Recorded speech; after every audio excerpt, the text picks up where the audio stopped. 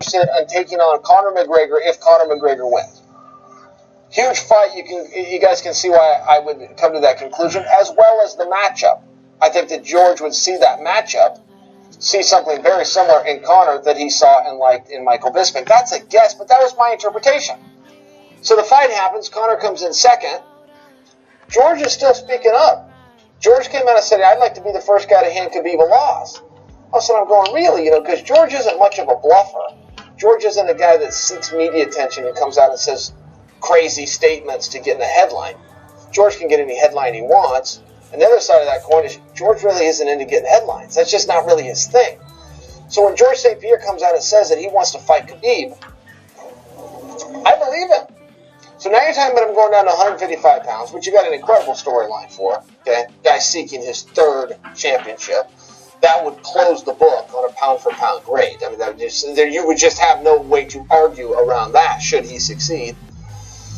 But then you've also got some people that have come out and pushed back and said, well, George doesn't deserve it. Now, that's the one that I always take issue with. Does Dustin Poirier deserve it? Absolutely. Could you bring in Al Iaquinta? You could even bring in Justin Gaethje, who's got one win in his last three, and say he deserves it. I mean, he's done some heavy lifting, right? Had some really hard fights, 155 pounds. You got Kevin Lee, of course, Tony Ferguson. These guys all deserve it. I would not disagree. Shout out to Chael, Bad Guy Inc. Agree with him on every single point, except where he says he wants to be the first one to hand Khabib a loss. He being George St. Pierre. Maybe this comes from an interview or podcast that has yet to come out. Maybe this is insider info, probably. But I don't think that GSP wants that. I don't think he wants that issue. Because let's not act like Khabib isn't some sort of freak of nature like Mayweather, 27-0. Ungodly like wrestling. Come on, man. Like, Khabib isn't just a Conor McGregor. There isn't massive holes in his game. And let's assess the holes in his game, right? Everybody was on his tail about his stand-up, how lackluster it is and all that. He dropped Conor McGregor. He his stand-up isn't flashy, but it's definitely effective. And I think maybe I'm getting ahead of myself in assessing Khabib's talents versus GSP's talents. But what really startled me with what Chael said is the fact that GSP wants to fight Khabib. How can you want to fight Khabib, but you've been avoiding Tyron Woodley for years? That, I think, is the fight to make. Khabib versus Tyron Woodley. Because that's the only person within Khabib's weight limitations, 155 to 170, not much of a leap. And Khabib is a pretty big guy. He's the only person within that weight range that I think Khabib would struggle with. I don't think GSP can beat Tyron Woodley. I don't think GSP can beat Khabib. I think he knows it. I think Tyrone knows it. And obviously Khabib knows it, So it's quite strange, but back to Chael.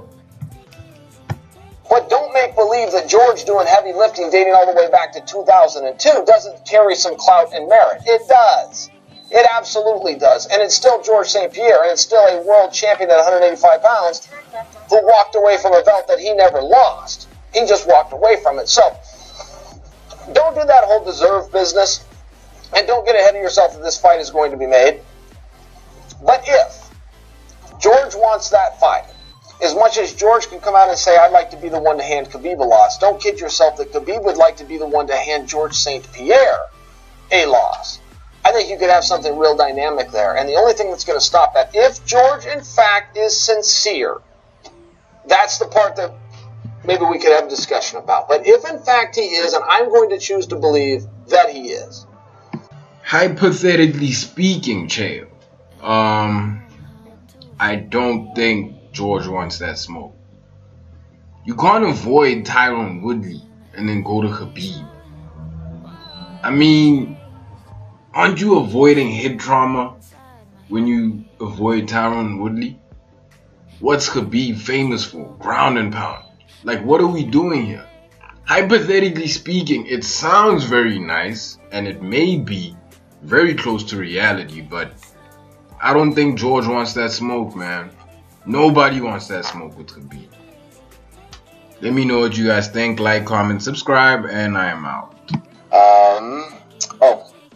So this is a big deal for Asians around the world. That's huge. All right, this movie, Crazy Rich Asians, it's top of the box office right now. It was a book too, right, Jim? Yeah. Did you guys read the book? Nah. It's about time Asians had a movie. This is the first time, right? There was a Take it easy. Rush Hour 1, Rush Hour 2. Big Trouble in Little China. Brandon, that Come was on, Big one Trouble Asian in Little guy. China. Brandon, that was one Asian Rumble guy. in the Bronx. That was one Asian guy. Rumble in the Bronx. Listen, everyone listen.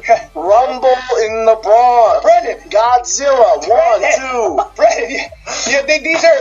I understand, but that was just some Asian actor. Enter the Dragon. Brandon, okay, but that was a long time ago. That was all karate. This is about The Last Samurai. There's no karate in this Tom movie. Cruise in The Last Samurai. There are no swords or karate. This is like human beings having like relationships. Disney's Mulan.